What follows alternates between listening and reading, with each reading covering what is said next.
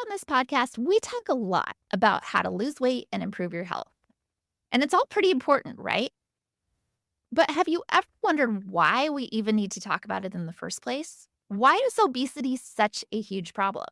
Why are 80% of the adults in the US now considered overweight when that wasn't the case 100 years ago or even 50 years ago? Why do we get fat? And why are we getting fatter? What's actually happening?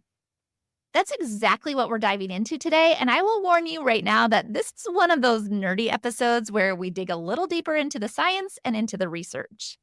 But it's really important, so bear with me because your mind, I think, is about to be blown. Welcome to the Feel Better, Live Free podcast brought to you by Thinlicious. I'm your host, Ruth Sukup, and here we'll talk about everything from the science of weight loss to practical tips for making your health a priority in the midst of a busy life. It's a little bit nerdy, a little bit funny, and a little bit revolutionary. So buckle up, friend, because it's about to get real.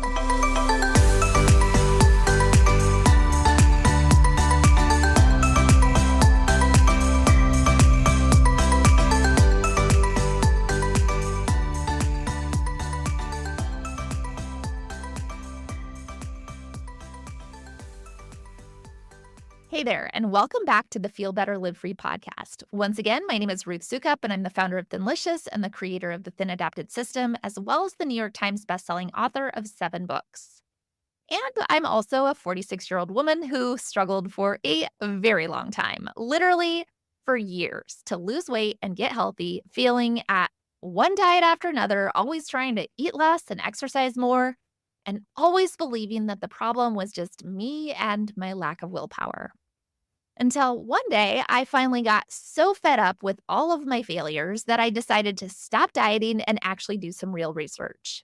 I wanted to understand what I was getting so wrong when I was following all the advice that everyone always gives us, cutting my calories, counting my points, running miles every day. And you might not know this about me, but when I get focused on something, I tend to get a little bit obsessive. And so in true Ruth form, I got obsessive with the research. I read literally everything I could get my hands on, books and journal articles and academic studies, and I listened to podcasts and talks and all sorts of things. But one of the first books that I read, the book that I would say is probably the main book that started to lead me down the rabbit hole of research that eventually helped me not only lose more than 40 pounds, but also led me to starting Thinlicious and creating the Thin Adapted System and starting this podcast and all the other things. It was a book by Gary Taubes called Why We Get Fat and What to Do About It. And hopefully someday I will actually be able to track him down. He's a little bit reclusive, but I would love to get him as a guest on this podcast because everything he has to share is so incredibly in-depth and well-researched. But in the meantime, if you are looking for something to read that will really open your eyes to what's happening with your body, then I highly, highly, highly recommend getting that book. He's got some other great books as well. They're all really good. And we'll make sure to link to it in the show notes so you can find it easily. But again, it's called Why We Get Fat by Gary Taubes. But a lot of the stuff that I'm going to talk about today is stuff that he covers in that book, but obviously in a lot more detail than we can cover in one podcast episode. We can consider this sort of the Cliff Notes version of what he talks about in that book.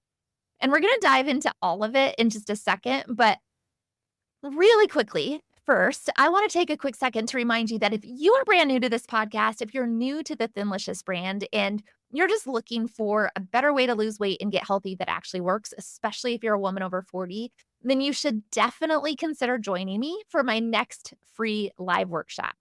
I actually host these pretty regularly, and they're always a ton of fun and very meaty. And it's a really great chance to learn how our system works and how to get started.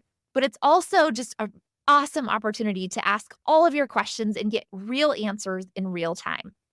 And again, it's totally free to join, but you do have to register for the workshop. So you can go find out when the next one is and get registered at thinlicious.com/workshop. Again, that URL is thinlicious.com/workshop.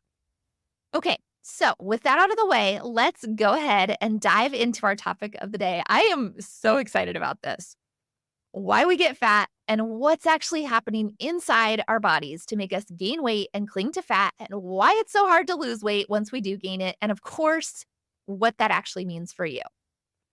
But to start, let's talk for a minute about what we've all been told pretty much our whole lives about weight loss and weight gain. Because, and it might surprise you to hear this, and it might not surprise you if you've been listening to this podcast for a while, but most of what we've been told is actually a lie. And it might have been a lie that was told with good intentions. I don't actually know. Despite everything you've heard me say on this podcast, I don't believe that everything is a conspiracy theory. There's a lot of them out there, but I don't believe that everything is a conspiracy theory. That said, it is the big lie that just won't die. And it all really kind of goes back to the laws of thermodynamics, which basically says that energy can neither be created nor destroyed, only transferred or converted. Or, as the New York Times put it in a more simple to understand way, those who consume more than they expend will gain weight. There's no getting around the laws of thermodynamics, end quote. And so what we've been told, this big lie, is that this law applies to our bodies when it comes to weight loss and weight gain. That if we eat more calories than we burn, the excess will be stored as fat in our bodies. And if we eat fewer calories than we burn, our body will use up the fat stores for energy. And it sounds so logical, right? It sounds like, well, that's just math. It's simple math. And it seems like it should be such basic common sense when we hear it that it must be true. How could anyone argue differently? Because that's what we keep being told, and that's what we just keep believing over and over and over again, that weight loss is simple, that it's just calories in and calories out, that if you're overweight, it's because you're eating more than the energy you exert, right? We've all heard that.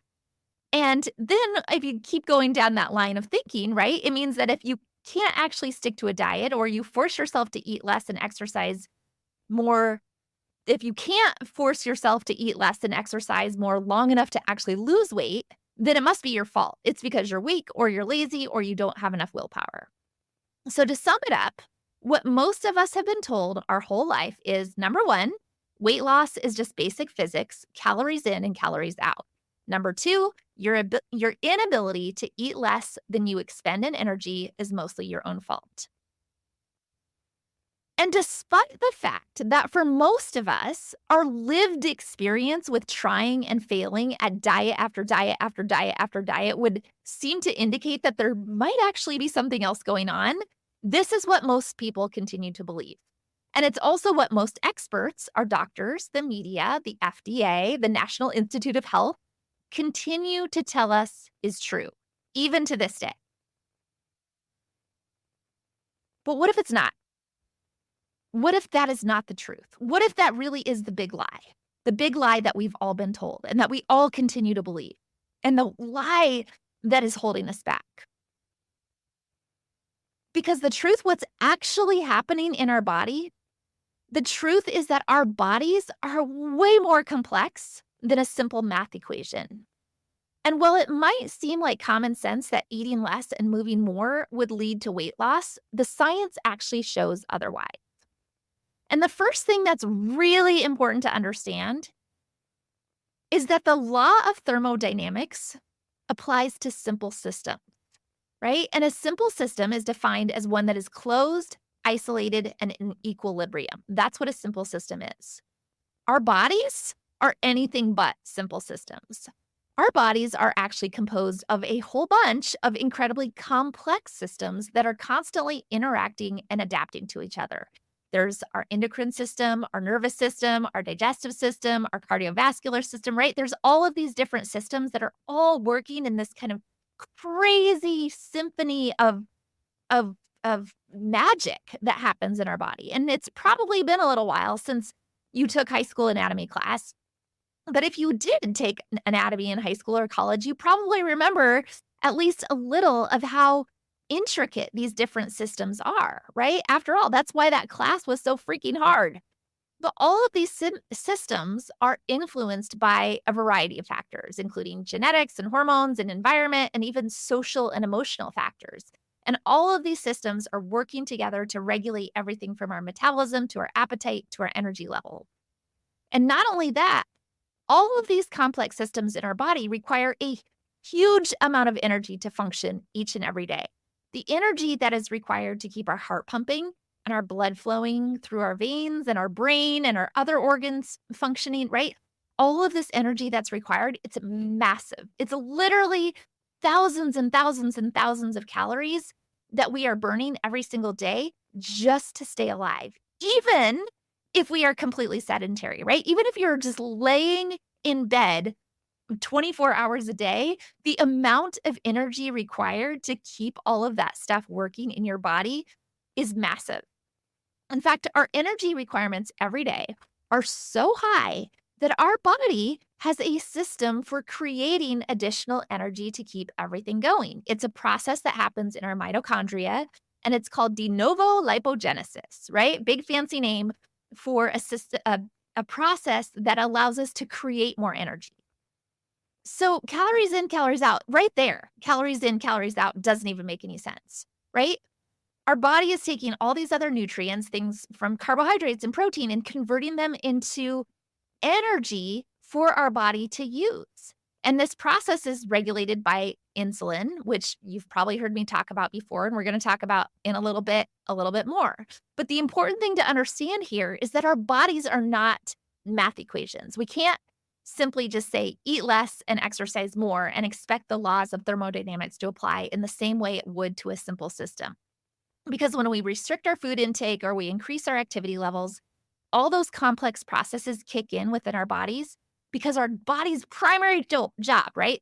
Our body's primary job is to keep us alive.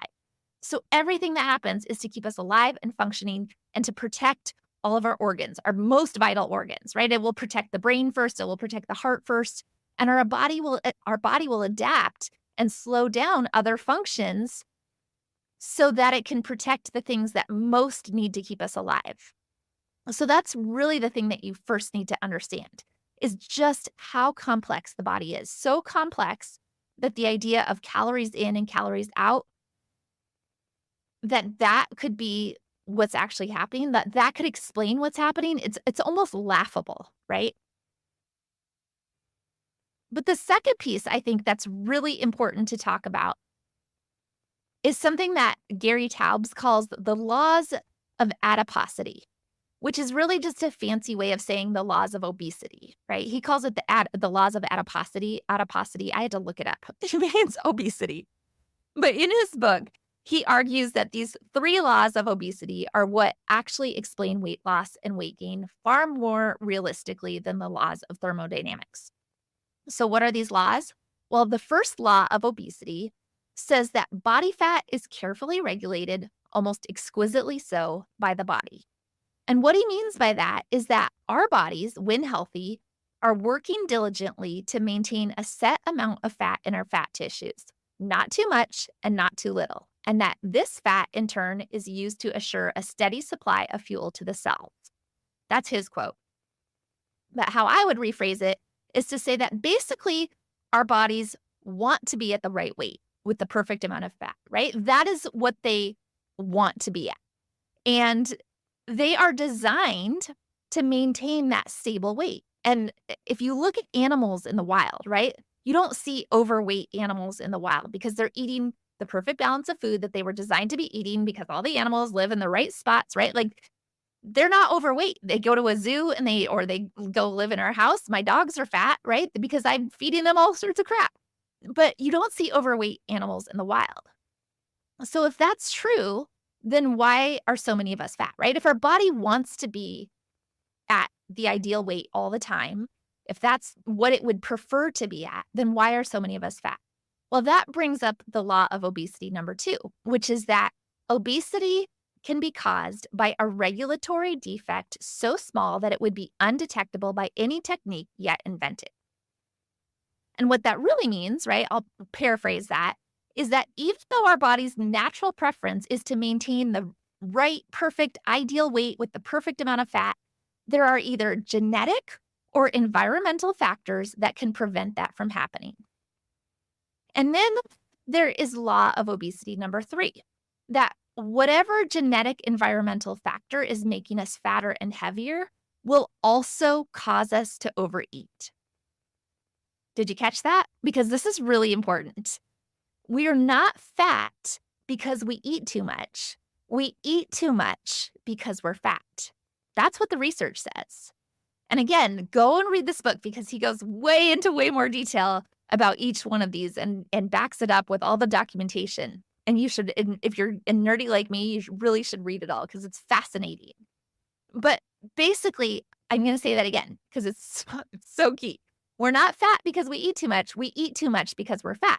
And we're fat because of whatever genetic or environmental factor is disrupting our body's natural preference to maintain a steady weight. Did you catch that? We're fat because of whatever genetic or environmental factor. There's some outside factor that is disrupting our body's natural preference to maintain a steady weight. Is your mind blown yet? Because this is kind of huge. And it's also totally the opposite of everything that we've been led to believe, right? We haven't been led to believe that. We have been led to believe that it is our fault that we're fat, that if you're eating too many calories, then it's calories in, calories out. Then your body, then it's an excess of calories in your body. But we know that's not true because our body's already burning lots of calories. So then we think, well, what's going on? Well, actually, our body wants to maintain a steady weight. And so if it's not maintaining a steady weight, it's because there's some other factor that is causing us to be fatter and heavier. And that same factor that's causing us to be fatter and heavier is also causing us to overeat. So the next big question should be, if this is true, if there really is some sort of genetic or environmental factor that's disrupting our body's natural ability to maintain a steady weight, what is that factor that is making so many of us fat, especially in the past 60 years when the levels of obesity have skyrocketed? And when I say skyrocketed, I really mean it, right? For the first half of the 20th century, if you look back at the charts, the obesity rates in the US were relatively stable. That was the same percentage of people, probably about between 10 and 12% of the population was obese. And then all of a sudden, in the 1960s, people started getting way fatter. If you look at a line graph, it's like a hockey stick, right? There's this huge spike that starts around 1965. Obesity rates in the United States now are triple what they were in 1960, and they just keep going up. And that means that the next logical question has to be that you ask yourself is, what changed? What changed in the 1960s to so dramatically change the trajectory of obesity in this country? How did we all get so fat at the same time, especially when our bodies are designed to keep us at a stable, healthy weight, especially when that's the natural preference of our bodies? And this is where the conspiracy comes in, right? Well, there are actually several factors, but I think it can basically all be boiled down to the fact that in the late 1950s and early 1960s, there were a few studies, the most famous being the 7 countries studies, which was conducted by a guy named Ansel Keys, that blamed heart disease on cholesterol and saturated fat. And what's important to understand about these studies that happened around this time, right, in this time frame, is that many of these studies were specifically commissioned and paid for by the food industry.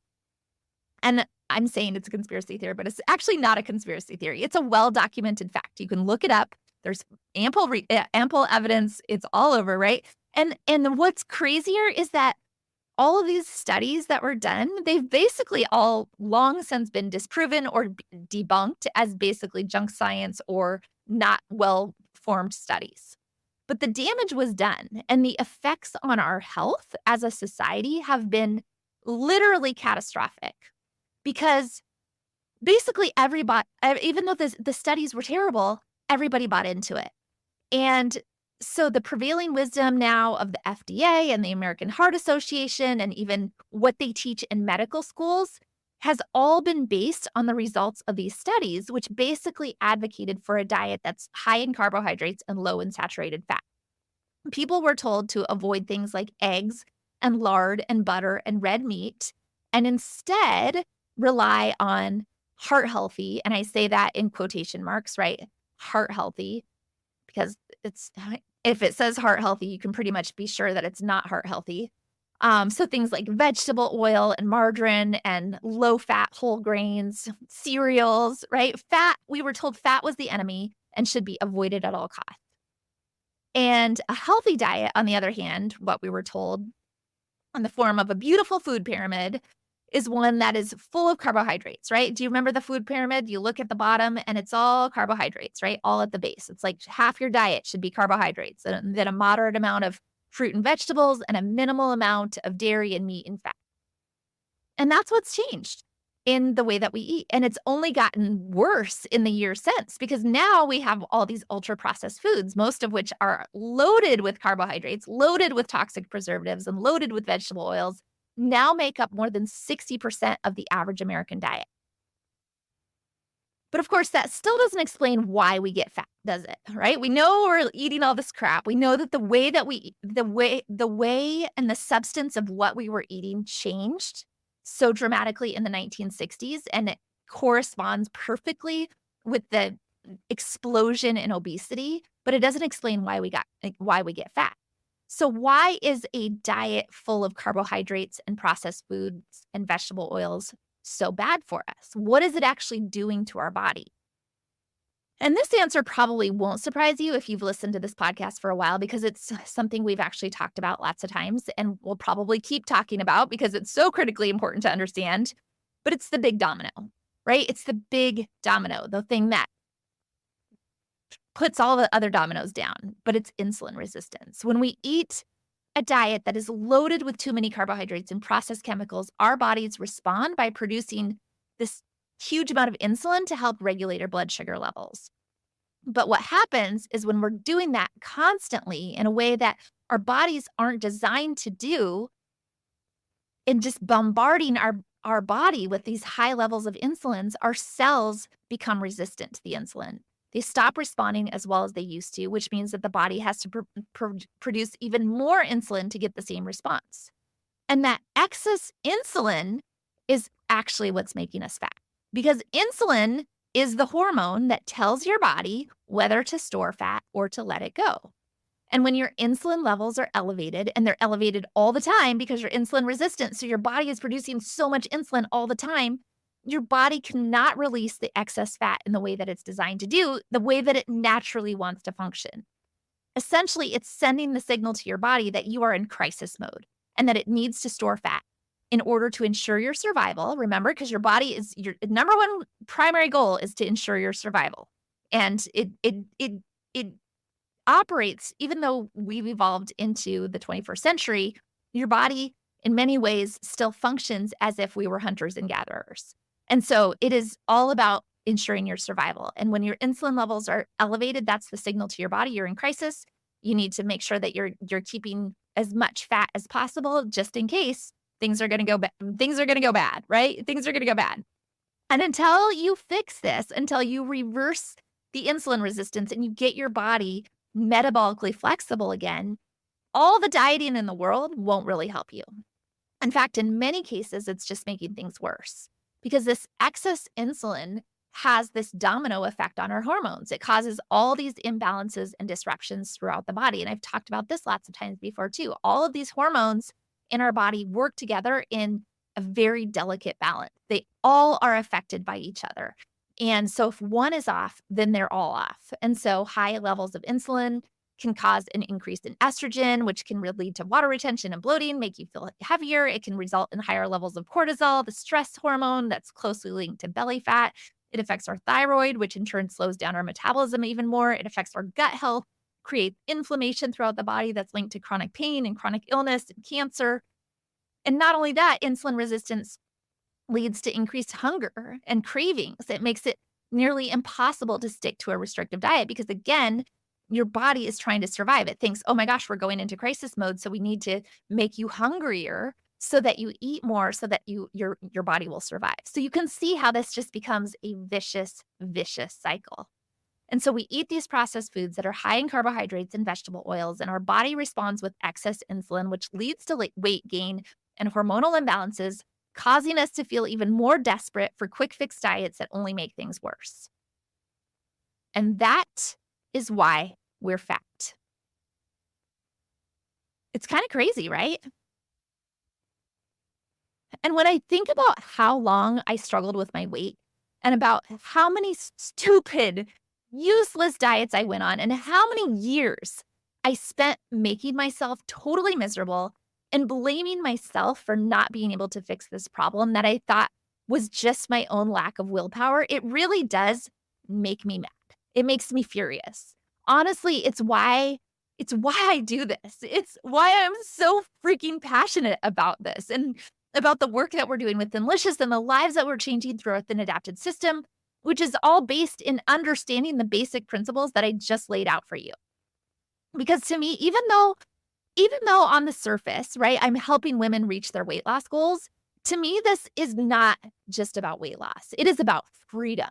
It is about knowing that we have been lied to for years and that all of those lies have been devastating for our health, but also about knowing that you actually do have the power to do something about it. You don't have to live this way. You don't have to feel like crap all the time. You don't have to be ashamed of your body and the way that you look. You don't have to be chronically exhausted. You don't have to be in pain. You can get healthy. You can lose the weight. You can reverse your insulin resistance and balance your hormones and heal your gut and get your metabolism working the way that it's designed to work again. It's possible. I know it's possible because I've done it. And not only that, I've helped thousands of other women to do it too, without dieting, without drugs, without making yourself miserable. There is a better way. And it's actually pretty simple. You eat the right foods, the ones that will get your hormones out of crisis and help you reverse insulin resistance. Foods that are low in sugar and processed carbohydrates and high in healthy fats and nutrient-dense protein. Then you heal your gut and you build your lean muscle mass and you change your mindset around food by surrounding yourself with people who get it. That's what we do in our TAS program. That's why it works, because this works. This is the truth. This is the answer. But it really starts by understanding what's actually happening in your body and why it has been so hard and why everything you've tried up until now hasn't worked. And hopefully after today's episode, that is a lot more clear. Friends, I know that was a pretty nerdy, super dense episode. You might have to listen to it more than once, but that's everything I'm going to leave you with today. I hope it was helpful. I really do. I hope that it made sense and it was eye-opening. And if you want to go deeper, like I said at the beginning, I definitely recommend checking out that book I told you about, Why We Get Fat by Gary Taubes. Again, I will put it in the show notes. But in the meantime, if this was eye-opening for you, if you loved it, be sure to share this with anyone you think would find it helpful. Or if you really loved it, do me a solid and take a minute to review this episode or this podcast on Apple Podcasts or Spotify or wherever you like to listen. Be sure to subscribe to be notified of new episodes. We've got some good ones coming up, and then I will see you back here very soon for another new episode.